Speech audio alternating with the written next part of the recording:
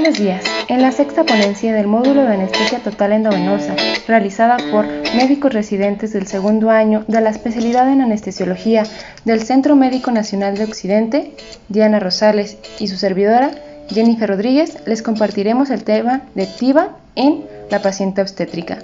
Como orientadores académicos se encuentran los profesores adjuntos Daniela Ibarra y Jonathan Valdovinos. Los objetivos que intentamos lograr en esta charla son repasar las indicaciones de anestesia general en la paciente obstétrica, adaptar el conocimiento de la farmacocinética y farmacodinamia a la fisiología propia de la embarazada, sensibilizar al personal información a la posibilidad de utilización de esta técnica adaptada a la paciente obstétrica e incentivarlo a crear campo de investigación en pos de obtener el máximo beneficio de nuestra intervención en esta población. Como ya sabemos, la técnica anestésica de elección en la paciente embarazada son las técnicas regionales, pues es la única forma que garantiza la no transferencia de drogas al recién nacido y así no afectar su adaptación a la vida extrauterina. Pero esta técnica conlleva más tiempo en su administración que la anestesia general, además de contraindicaciones que nos impiden su utilización de forma generalizada. Por lo tanto, la anestesia general en el embarazo queda relegada a los casos en los cuales exista contraindicación para la anestesia regional, tales como hipotensión materna refractaria, coagulopatía, anticoagulación, bacteremia no tratada, infección en el sitio de punción, presión intracraneal aumentada, cardiopatías congénitas con grados funcionales 3 y 4, así como también, no menos importante, rechazo de la paciente. La decisión de emplear anestésicos intravenosos en obstetricia implica la especial consideración de diversos factores específicos de esta condición fisiológica, tales como los cambios en anatomía, hemodinamia, farmacocinética, farmacodinamia, así como el papel de la placenta como membrana de intercambio entre la circulación materna y fetal. La anestesia general se utiliza frecuentemente en situaciones obstétricas críticas, ya sea por causas maternas, como el deterioro agudo de una enfermedad preexistente, hemorragia masiva, trauma o paro, y situaciones fetales, como puede ser prolapso de alguna parte fetal, compromiso de la circulación fetoplacentaria, sufrimiento fetal agudo y lesión fetal. Recordemos que la gestación es un estado fisiológico, pero que modifica las funciones vitales, con el objetivo de satisfacer las demandas del feto y al mismo tiempo proteger a la madre de los posibles efectos nocivos como pérdidas sanguíneas, incremento del consumo de oxígeno, dolor, entre otras. Las alteraciones más importantes son provocadas por efecto hormonal, en particular por la progesterona producida por la placenta. Posteriormente, será el crecimiento del feto lo que provocará más cambios. Los cambios cardiovasculares y hemodinámicos durante el embarazo tienen una influencia decisiva en el comportamiento farmacológico de los agentes que se administran a la madre. Los principales factores que pueden alterar la farmacocinética son el incremento del volumen sanguíneo circulante en un 40%, del cual el 50% corresponde al volumen plasmático y 20% a la masa eritrocitaria. El gasto cardíaco aumenta en un 30 a un 50%.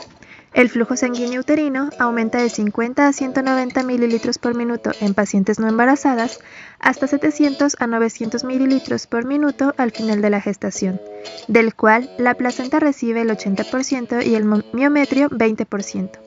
Al final de la gestación, entre el 10 al 20% del gasto cardíaco materno se destina al flujo sanguíneo uterino. El flujo sanguíneo cerebral en la mujer representa el 15% del gasto cardíaco y no cambia durante el embarazo. Por lo tanto, es fácil inferir que cualquier fármaco aplicado a la madre alcanzará en corto tiempo al sistema nervioso central y la placenta, quedando así disponible para ser transferido al feto. Como vimos, hay un aumento del volumen plasmático que ocasiona una dilución de las proteínas totales, por lo que hay una disminución de la relación albúmina-globulina, ocasionando que haya una mayor fracción libre del fármaco en la sangre materna disponible para pasar al feto. El volumen de distribución se encuentra alterado primordialmente por el incremento del gasto cardíaco, del volumen sanguíneo circulante, lo que aumenta el B1, e incremento de la grasa, por lo que el B3 es mayor. Esto incrementa el volumen de distribución para la mayoría de los fármacos anestésicos, especialmente los altamente lipofílicos. La paciente embarazada tiene aumentada la sensibilidad a los agentes anestésicos y esto depende de varios factores, de los cuales destacan el aumento de las endorfinas, principalmente la beta-endorfina plasmática, incremento de la actividad serotoninérgica ya que tiene modulación inhibitoria de la nocicepción, y el efecto de la progesterona, que actúa como depresor del sistema nervioso central y reduce los requerimientos de agentes anestésicos. La transferencia placentaria de los fármacos depende de ciertos factores. Los maternos implican el estado hemodinámico, donde influye el gasto cardíaco, los fenómenos oclusivos como la compresión aorto-cava, la hipoproteinemia y el estado ácido-base, estimulación simpática, vía de administración del fármaco, metabolismo y excreción del mismo. En los fetales influye la circulación fetal, el equilibrio ácido-base, el metabolismo hepático, excreción renal, fijación tisular del fármaco y concentración de proteínas, mientras que en los ligados al fármaco, la dosis total administrada, vía de administración, velocidad de infusión y sus características físico-químicas como el peso molecular, la liposolubilidad, unión a proteínas, pH, pK y constante de difusión. Tras una inyección intravenosa a la madre, la mayoría de los fármacos alcanzan en el feto una concentración plasmática máxima en un plazo de 1 a 5 minutos. La fuerza que rige el paso de fármaco a través de la placenta es el gradiente de concentración de fármaco libre entre la sangre materna y la sangre fetal, siendo el fármaco libre aquel no ionizado y no unido a proteínas. Este cruza la placenta en la mayoría de los casos por difusión simple, de la madre al feto y viceversa, del sitio de mayor al de menor concentración hasta alcanzar un equilibrio. A medida que la dosis administrada se incrementa, la concentración en la sangre materna es mayor, y en un momento determinado llegan a saturarse los sitios de unión a proteínas en el plasma, lo que ocasiona que aumente la concentración del fármaco libre, quedando así más fármaco disponible para ser transferido a través de la placenta. La placenta malamente ha sido llamada barrera placentaria en lugar de membrana de intercambio, ya que no es tan impermeable como se quisiera. Pesa 500 gramos y recibe 700 mililitros del flujo sanguíneo uteroplacentario. Está formada por tejido trofoblástico, estroma de las vellosidades coriónicas y endotelio de los capilares sanguíneos, cuya red capilar dactiliforme no permite la mezcla de sangre fetal y materna, pero sí la actividad metabólica y endocrina, permitiendo el intercambio de gases y sustancias para cubrir las necesidades de respiración y excreción. Dentro de estas sustancias se incluyen fármacos, bacterias y virus. Por medio de la placenta pasan distintas moléculas de la madre al feto y a la inversa. Se efectúa por medio de distintos mecanismos físico-químicos, por ejemplo, el oxígeno, el CO2 y el sodio atraviesan por difusión simple, la glucosa y lactato mediante difusión facilitada, los aminoácidos calcio y vitaminas por transporte activo y la inmunoglobulina G, por ejemplo, por pinocitosis. La transferencia de sustancias a través de la placenta está regida por la ley de Fick, donde la cantidad de fármaco transferida por unidad de tiempo es igual a la multiplicación de la constante de difusión o permeabilidad de la sustancia por el área de intercambio, y esto se multiplica por la diferencia de la concentración materna menos la concentración fetal. La constante de difusión de un fármaco depende de sus características físico-químicas, de tal forma que su valor se modificará dependiendo de los siguientes factores como el peso molecular, donde a mayor peso molecular, menor será el valor de la constante de difusión, el grado de ionización o pK, donde a menor grado de ionización, mayor será el valor de la constante de difusión, y la liposolubilidad. A mayor liposolubilidad, mayor será el valor de la constante de difusión del fármaco. En cuanto al peso molecular, los compuestos con un peso molecular menor de 500 daltons cruzan sin restricción la placenta. Los agentes anestésicos con un peso molecular inferior a 350 pasan por difusión pasiva. Sustancias con un peso molecular entre 500 y 1000 tienen un paso restringido y llegan al feto relativamente lento, y aquellos fármacos con un peso molecular de 1000 o más, como por ejemplo la heparina, casi no cruzan la placenta. Como podemos observar en esta tabla, la mayoría de los fármacos que se usan en anestesia tienen pesos moleculares menores de 500, por lo que con facilidad atraviesan la placenta y llegan al feto. Los fármacos liposolubles cruzan las membranas biológicas con facilidad y con más rapidez, y el grado de ionización es también importante, dado que la fracción no ionizada de un fármaco es más lipofílica que la ionizada. El pK es el pH en el cual las concentraciones de base libre y catión se encuentran en equilibrio, y es también el pH en el que el fármaco está ionizado en un 50%. Por lo tanto, los cambios en el pH materno-fetal pueden alterar la proporción del fármaco ionizado y no ionizado. En condiciones de equilibrio, la concentración del fármaco no ionizado en el plasma materno y fetal es igual. Pero si se presenta una disminución en el pH fetal, es decir, una acidosis fetal, hay mayor tendencia del fármaco a existir en su forma ionizada, la cual no puede difundir del feto a través de la placenta a la circulación materna, dando como resultado mayor cantidad total de fármaco acumulado en el plasma fetal. Este es el mecanismo del fenómeno conocido como atrapamiento iónico, siendo el responsable de la acumulación de fármacos en los tejidos de los fetos acidóticos.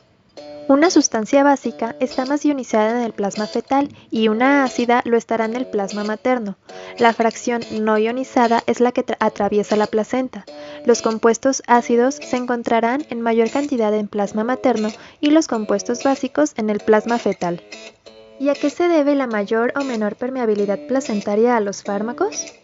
Bueno, pues está relacionada con su peso molecular, unión a proteínas, liposolubilidad y grado de ionización, siendo más permeables aquellos fármacos con peso molecular bajo, escasa unión a proteínas, alta liposolubilidad y grado bajo de ionización. Además, la unión a proteínas plasmáticas es importante, debido a que solo la fracción libre del fármaco se distribuye por la sangre a los tejidos, alcanzando los sitios de acción. Por lo tanto, sustancias con alta afinidad proteica tienen una baja concentración libre en plasma disponible para su transferencia placentaria. Los ácidos débiles se unen fuertemente a la albúmina y las bases débiles se unen fuertemente a la alfa-1-glucoproteína ácida. Mientras la función de la placenta y el cordón umbilical continúen unidos, el feto las utiliza para regresar a la madre mucho del fármaco que se encuentra libre y no ionizado, por lo que solo una pequeña parte de la concentración que ingresó de la madre permanece en él, aproximadamente cerca del 10 al 20%, lo que aunado a la inmadurez fetal puede determinar que el neonato requiera apoyo ventilatorio y hemodinámico transitorio a pesar de su gran volumen de distribución. Pero, ¿cómo vamos a valorar la transferencia placentaria de los medicamentos? Para ello se utiliza el cociente feto-materno, que compara la concentración del fármaco en la vena umbilical y la arteria materna, de interés principalmente en la inducción anestésica y al nacimiento, de tal forma que el índice de captación tisular del fármaco nos indica que un índice menor a 1 señala captación tisular activa, un índice mayor a 1 señala captación tisular finalizada y eliminación retrógrada del fármaco hacia el compartimento materno, y un índice igual a 1 nos indica que se ha alcanzado el equilibrio entre los diferentes compartimientos. Una vez que tenemos esta información, ¿cómo saber cuáles son los fármacos permitidos durante esta etapa?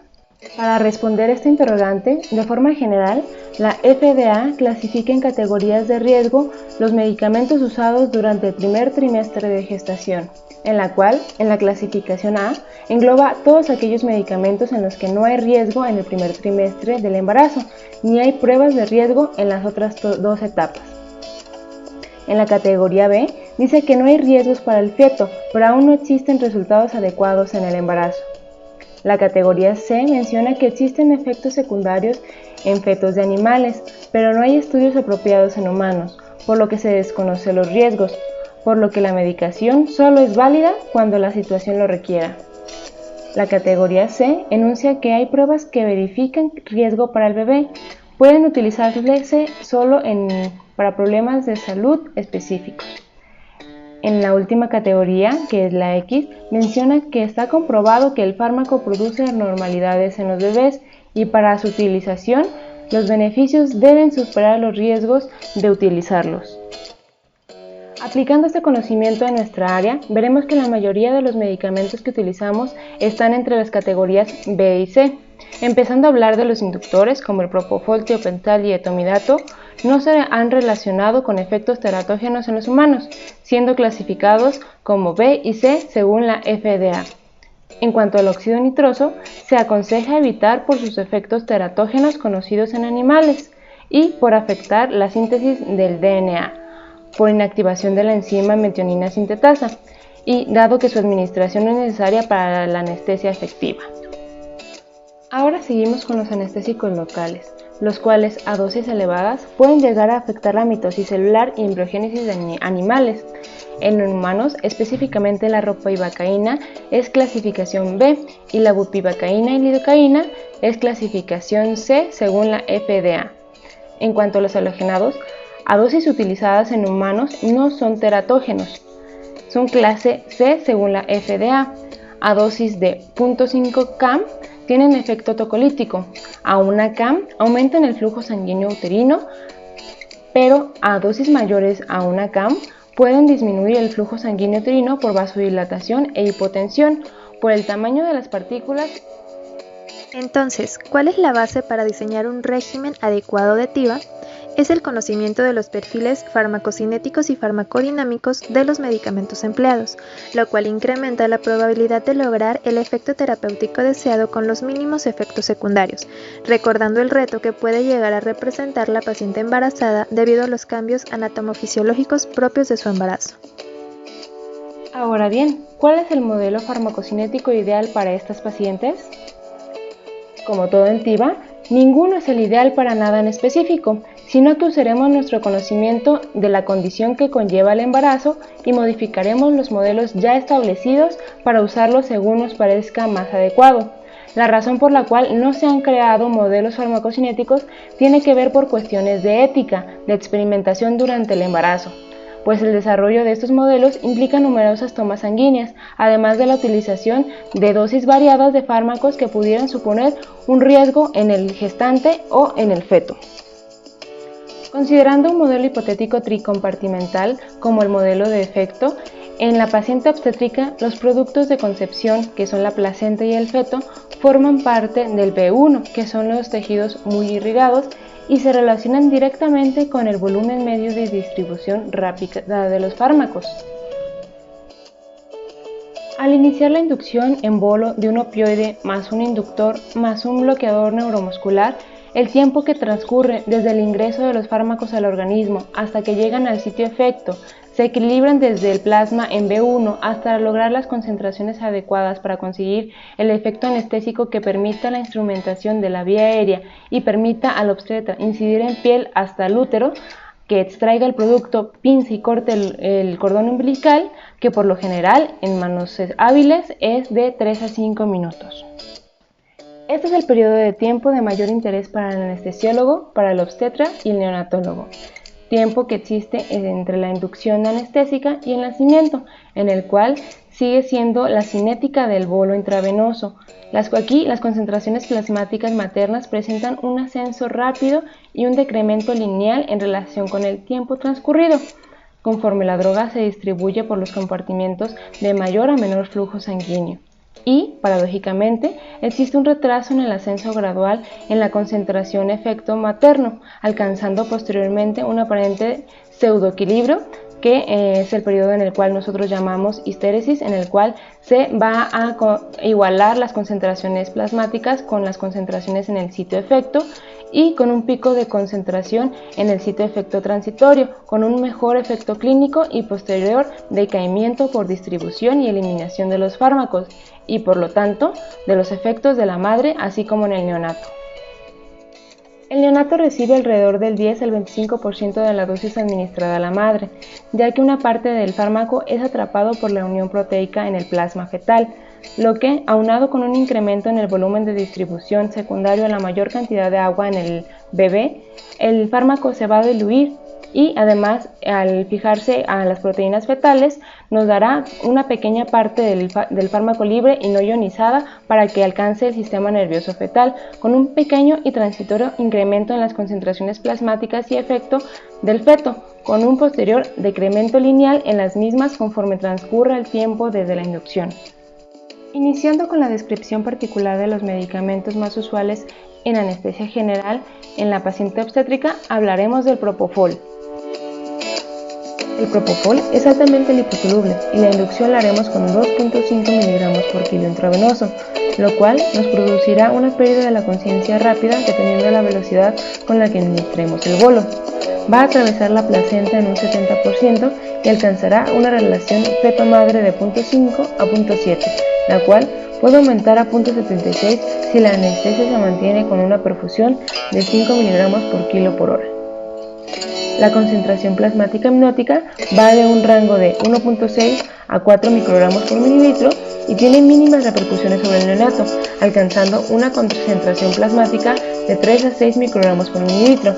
mientras que los rangos de perfusión para mantenimiento de TIVA manual varían de 60 a 300 microgramos por kilo por minuto, lo cual nos daría una concentración plasmática de 2 a 10 microgramos por mililitro.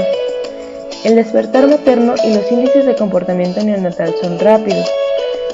Se ha observado cantidades mínimas de propofol en la leche materna, sin embargo, no se ha asociado el propofol a malformaciones fetales, por lo cual es una categoría B según la FDA. Como lo había mencionado minutos antes, al momento no se han desarrollado modelos de TCI de fármacos anestésicos para pacientes gestantes por las consideraciones éticas, en las cuales se debe considerar como prioridad el bienestar del binomio feto-madre, además de dificultades técnicas que implican múltiples tomas de sangre arterial y venosa. En la práctica se utiliza TIVA manual y, ocasionalmente, TCI modo plasma para propofol con modelos de MASH, haciendo un ajuste de peso corregido antes del embarazo, ya que este modelo no considera la talla como covariante, considerando el incremento de los compartimientos B1 y B3, pero no del volumen efecto, iniciando TCI plasma de propofol con dianas de 2 a 4 mg por mililitro y ascendiendo de forma escalonada. En cuanto a los opioides, todos atraviesan la placenta, pues su peso molecular es menor a 500 daltons y pueden causar depresión respiratoria y del sistema nervioso central neonatal.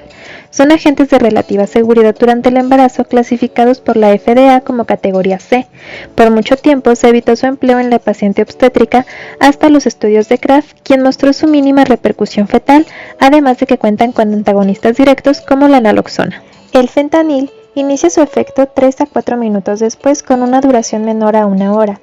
Pasa al feto en 5 minutos sin causar efectos colaterales mayores, solo sedación discreta sin alterar la ventilación, siempre y cuando los niveles en la sangre umbilical no excedan 0.004 miligramos por mililitro. El alfentanil está fuertemente unido a proteínas ácidas. Alcanza concentraciones plasmáticas más altas en el feto por sus niveles menores de alfa-1-glucoproteína ácida, principal sitio de unión de los fármacos básicos, y sus efectos se prolongan por su acumulación debido a su metabolismo hepático exclusivo, requiriendo naloxona en el recién nacido y estrecha vigilancia las siguientes 12 horas. El sufentanil no tiene mucha aceptación por vía intravenosa debido a su efecto intenso y duradero en el binomio, comparado con otros opioides, por lo que su empleo actual en este escenario es solo por vía epidural o intratecal. El remifentanil solo está disponible para vía intravenosa y está contraindicado vía epidural o espinal. Es susceptible a inactivación rápida por esterasas. Su semivida terminal es ultracorta, de aproximadamente 9 minutos. No se recomienda en bolo, por la posibilidad de desarrollar tórax leñoso, solo en perfusión escalonada, alcanzando en poco tiempo su efecto para brindar analgesia potente gracias a su acción predecible y a su fácil titulación. Tiene un rápido inicio de acción que, junto con su aclaramiento elevado, otorga un efecto breve y una vida media sensible al contexto corta de aproximadamente 4 minutos, la cual no depende de la duración de la infusión, es decir, no se acumula aún en perfusiones prolongadas para analgesia obstétrica sistémica, por ejemplo. No altera la adaptación neonatal, aunque su paso transplacentario es del 80%. La placenta y el feto metabolizan la droga en un 50%, por lo que el efecto neonatal es escaso, obteniendo calificaciones de APGAR satisfactorias independientemente del tiempo de perfusión. El remifentanil logra un rápido inicio y término de acción y es el ideal por su escasa acumulación. Como parte de una técnica de anestesia general basada en opiáceos, es recomendada por su mínima acción depresora cardiovascular, además de proporcionar excelente analgesia en escenarios obstétricos críticos como cesáreas urgentes.